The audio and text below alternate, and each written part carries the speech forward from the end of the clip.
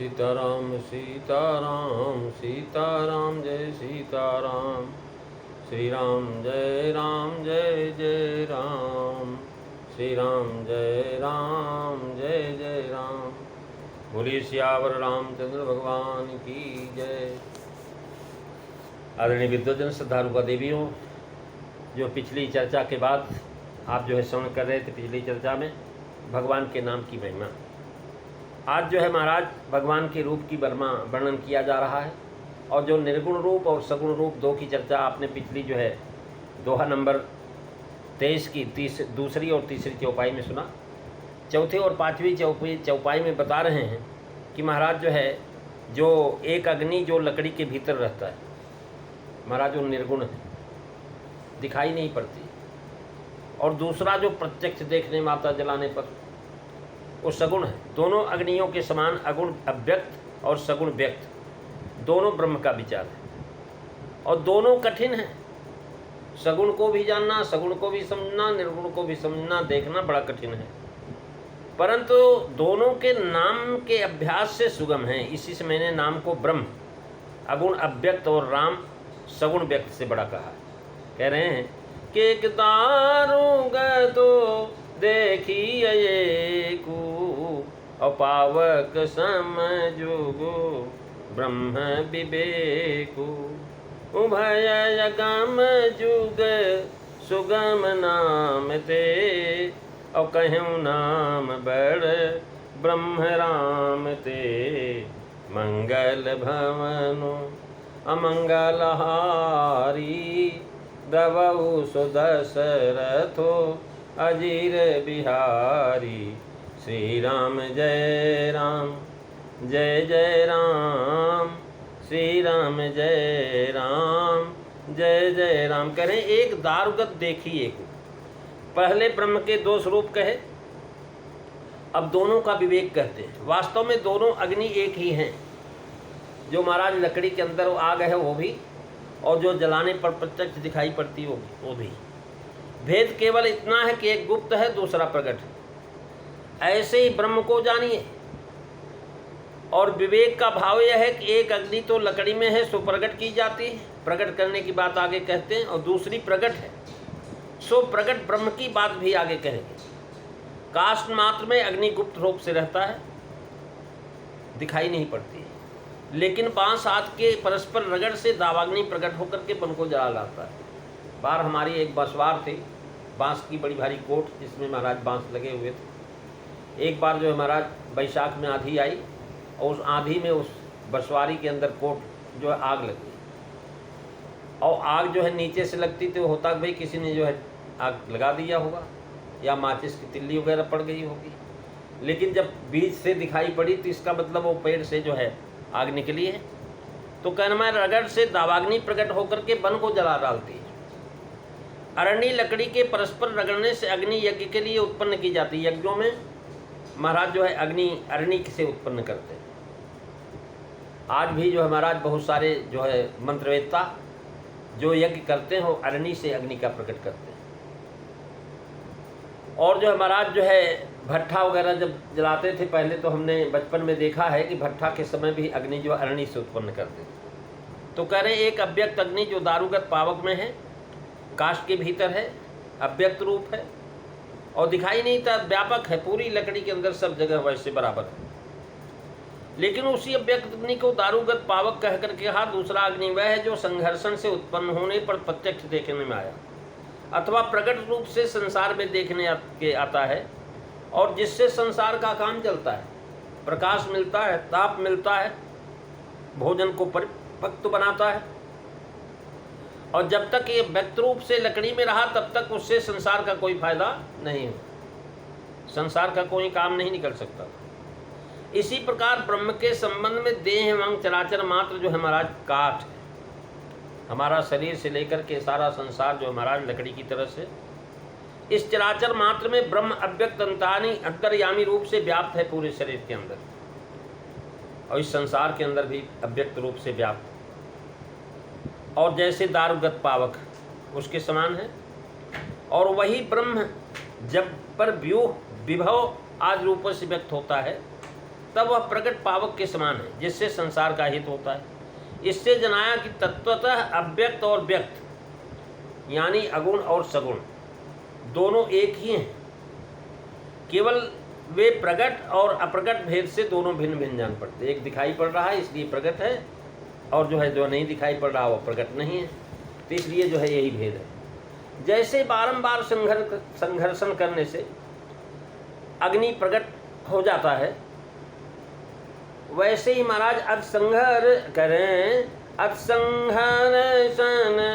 कर जब कोई अवनल प्रगट चंदन ते होई। तो महाराज अग्नि प्रकट हो जाती चंदन से, चंदन शीतल होता है। वैसे ही शरीर की जिह्वा रूपी जो अरणि पर हमारा जो शरीर है, इसमें ब्रह्म है, लेकिन ब्रह्म प्रकट क्यों नहीं हो रहा? क्योंकि हम महाराज इसको प्रकट करने का उपाय नहीं जानते। जिह्वा जो है महाराज ये अरणि है, और इस जिह्वा रूपी अरणि पर नाम के उत्तरायण करके नामोच्चारण संघर्षण या मंथन करने से हृदयस्थ ब्रह्म जो सगुण होकर के प्रत्यक्ष हो जाता है। जैसे महाभागवत प्रहलाद जी के निरंतर अभ्यास से खम से प्रकट हुए। महाराज खम्भे में भगवान थे और प्रहलाद में भी थे, लेकिन महाराज हरिणाकश्यप में भी थे, लेकिन महाराज भगवान के नाम का उच्चारण प्रहलाद ने नहीं किया। कह रहे महाराज वैसे ही इस शरीर की जिह्वा रूपी अरणि में महाराज निरंतर अभ्यास से खंभे से प्रकट हो गए भगवान, तो सगुण ब्रह्म से जगत का काम चलता है। निर्गुण ब्रह्म सब जगह व्याप्त है, लेकिन कोई काम हमारा नहीं होता। हम परेशान हैं, दुखी हैं, पिट रहे हैं, परेशान हैं, लेकिन जब वो सगुण ब्रह्म के रूप में आता है तो हमारे बचाता है, तब हमारा संसार का काम चलता है। उनके चरित्रों को गा करके सुन करके लोग भवपार होते हैं। भगवान कहते हैं तब तब धरी प्रभु विविधि शरीरा, हरहि कृपा निधि सज्जन पीरा। सोई जस गाई भगत भव तरहि, और कृपा सिंधु जन हित तन धरहि। जैसे प्रकट अग्नि किसी किसी को जला भी डालता है, वैसे ही व्यक्त पर ब्रह्म द्वारा दुष्टों का दलन भी होता है। असुर मार थापै सुरन, राजह राखें निज सुत सेत। महाराज विवेक इस शब्द को देकर के जनाया किस प्रकार उसको समझ सकते हैं। इन चौपाइयों से मिलती हुई महाराज स्तुतियाँ श्वेतासुरोपनिषद में कहती हैं, वहनीर यथा योनियतस्य मूर्तिन्न तिष्ठतै नैवल लिंगनाश, स भूयेवन्न धनयो निगृहस्थो द्यो भवयं वे प्राणेन विदेहे। स्वदेहमर्णिं कित्वा प्रणवं चोत्रारणिं, ध्याननिमर्थं नाभ्यास देवं पश्यन्ति गूढ़वत्। अर्थात जिस प्रकार अपने आश्रय काष्ठ में स्थित अग्नि रूप दिखाई नहीं देता, और न उससे व्यक्त सूक्ष्म रूप महाराज लिंग रूप ही नाश होता है, फिर ईंधन की रूपी कारण के द्वारा उसका ग्रहण हो सकता है, उसी प्रकार अग्नि और अग्निलिंग अव्यक्त अग्नि के समान ही इस देह में प्रणव के द्वारा ब्रह्म का ग्रहण किया जा सकता है। ओम के द्वारा अपने शरीर को अरणि और प्रणव को उत्तरणी ध्यान रूप मंथन के अभ्यास से स्वप्रकाश परमात्मा जो छिपे हुए हैं अग्नि के समान दिखाई पड़े। कह रहे महाराज उभय अगम नाम से ब्रह्म के सुगम होने का व्याख्या बताते हैं कि महाराज सगुण अगुण तो व्यक्त दिखाई नहीं पड़ते, उनको बड़ा कठिन है।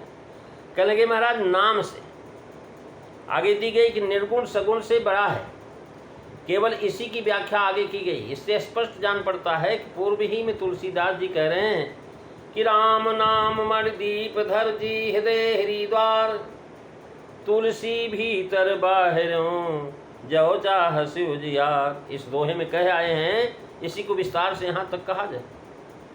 जुग सुगम नाम ते कहकर के सूचित किया कि अन्य साधनों से भगवान को सगुण को भी निर्गुण को भी जानना कठिन है, लेकिन नाम से सुगम है। यही आशय दोहावली में किया है। सगुण ध्यान रुचि सरस ही, सगुण ध्यान रुचि सरस नहीं, निर्गुण मन ते दूर।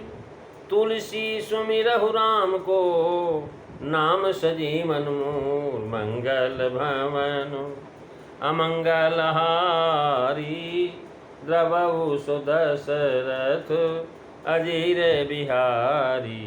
श्री राम जय राम जय जय राम श्री राम जय राम जय जय राम। महाराज इस दोहे में पाया जाता है कि सगुण ध्यान रुचि सरस नहीं। सगुण में ध्यान लगाना बड़ा महाराज आसान नहीं, रुचि ही नहीं होती। हमेशा हमारी आंखें एक नई नई वस्तु को देखना चाहती हैं, ये भी कठिन है। और कहने लगे कि महाराज निर्गुण जो है महाराज इसका तो मन से दूर है, इसका कैसे पता लगे, कैसे ध्यान लगाएंगे। तो इसलिए तुलसीदास जी तुलसी सुमिरो राम को नाम सजीवन मूल। राम का सुमिरण करो, नाम ही जो है महाराज मूल संजीवनी है। समुद्र मंथन से जैसे अमृत प्रकट हुआ, ऐसे ही नाम के मंथन से महाराज भगवान प्रकट हो जाते हैं। आगे जो महाराज नाम ब्रह्म से भी बड़ा है, ग्रंथकार का कहना कि लकड़ी के अंदर अग्नि संघर्षण द्वारा प्रमाणिक ठहरा। यहाँ दोनों वाक्यों की समता में महाराज प्रस्तावित ध्वनि है कि दोनों की प्राप्ति दुर्गम है, परंतु नाम से दोनों सुगम है, निर्गुण भी सगुण भी। इस प्रकार नाम के ब्रह्म राम से बड़े होने का समर्थन करना ये महाराज काव्यलिंग अलंकार कहलाता है। इसकी जो है पूरी चर्चा अगली कथाओं में आप सुनेंगे। 6वीं और 7वीं चौपाई में तुलसीदास जी महाराज जैसा वर्णन करेंगे आपके सामने सुनाएंगे। आज बस इतना ही। श्री राम जय जय राम जय श्री राम जय श्री राम जय श्री राम जय श्री राम।